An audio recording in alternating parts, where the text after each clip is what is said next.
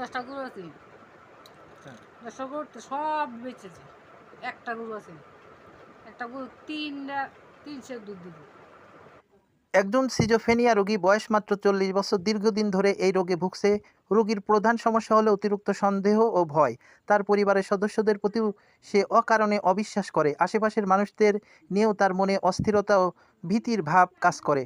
রোগী আমার কাছে চিকিৎসার জন্য এসেছে, তার বক্তব্য শুনলাম এবং বুঝতে পারলাম সে বহু বছর ধরে বিভিন্ন সাইকিয়াট্রিস্টের কাছে চিকিৎসা নিয়েছে, কিন্তু তেমন কোনো স্থায়ী ফলাফল পাচ্ছিল না।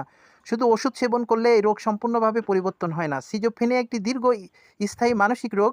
এর চিকিৎসা ওষুধ গুরুত্বপূর্ণ হলেও পাশাপাশি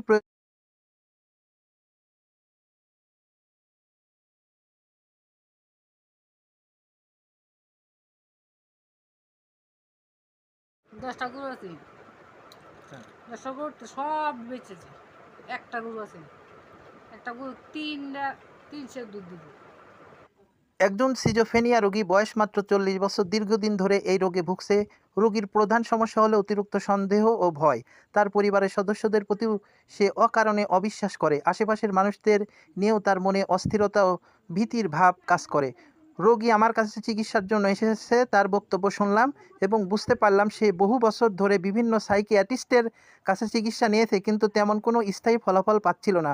শুধু ওষুধ সেবন করলে এই রোগ সম্পূর্ণভাবে পরিবর্তন হয় না। সিজোফ্রেনিয়া একটি স্থায়ী মানসিক রোগ। এর চিকিৎসা ওষুধ গুরুত্বপূর্ণ হলেও পাশাপাশি